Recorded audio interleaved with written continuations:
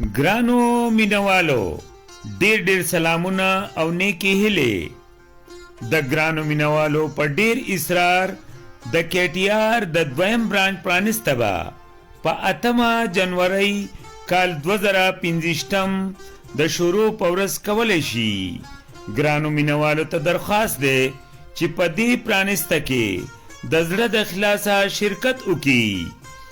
د KTR ټول غړي به مینوالو ته سترګې پلار وي.